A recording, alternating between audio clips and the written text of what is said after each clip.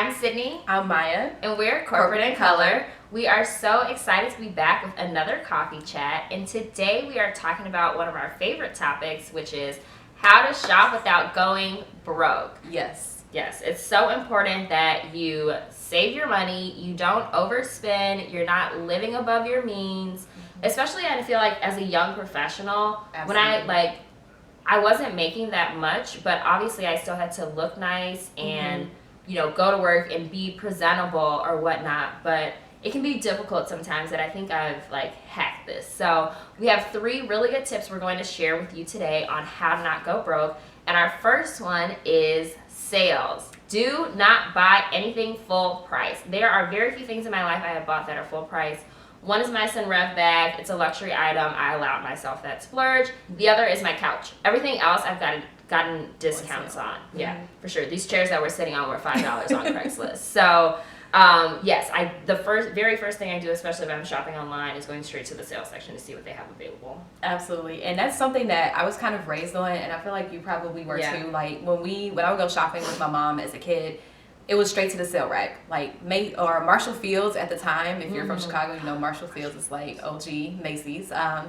Marshall Fields, Carson's, JCPenney, no matter what store we were going into, my mom made a beeline for the sales rack. And at the time, I didn't understand why. But now, like you said, as a young professional, especially if you're just starting out in your career, you probably don't have a lot of money to start with, but you do need to kind of build a foundational wardrobe. So going straight for those sales racks, or if you know that your favorite brands already, make sure that you're signing up for their emails. It may seem like a lot, but when you sign up for those emails, you're going to get the first alert for any sales. You're going to get coupon codes. You're going to get birthday discounts. So keep that in mind. If you know that you have places that you love to shop, make sure that you're on their email list so that you can get first dibs on all their best sales. Yeah, that's so important. There's been plenty of times when I saw something full price in the store, and then I came home and I looked it up online and surprised there was some secret online discount that I had.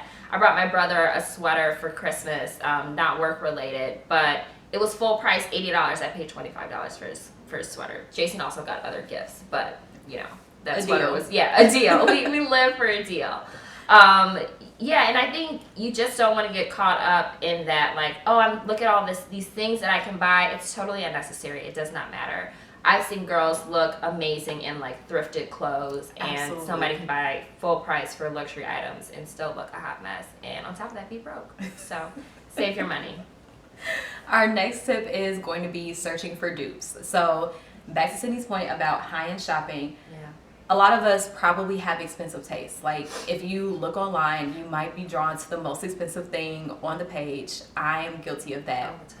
But the best way to combat that is to, when you see something that's very expensive and you think like, oh, this is a beautiful piece, I would love to have this in my wardrobe, kind of shop around, do a little Google searching, look on some of your favorite stores to see if you can find something very similar to that at a much cheaper price point.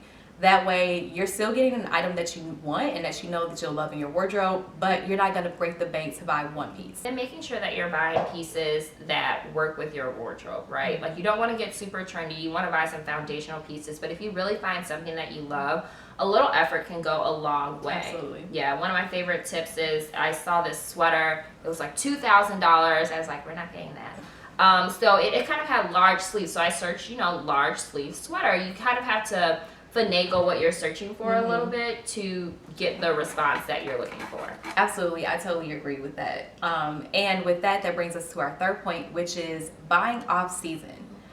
When you're shopping, first of all, I personally like to shop seasonally anyway, so I don't buy a full closet worth of clothes at any given point of year. I'll buy a few pieces for each season that I know that I'll need. Foundational pieces, like Sydney said, are very important. You don't want to go too trendy with it, but buy off season because that's when you're going to get the best deals.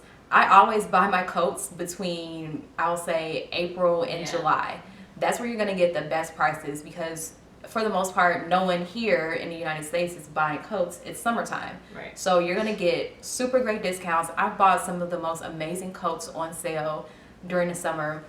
So you can do coats in the summertime. You can buy your sandals and summery pieces in the winter when no one's really thinking about it unless they're going on vacation. Yeah, but like right at the end of summer when like all the end of summer sales are coming on, people are, you know, giving shorts and t-shirts. Well, don't wear shorts to work. People are giving skirts and sandals, you know, practically away because they're not going to get much wear. They have to make room for the next season. Exactly. Yeah, and I think that's a really smart way to shop too. There's been lots of times when I saw something and I was like, oh, I know I want it so bad, but it's full price and I'm not gonna buy it.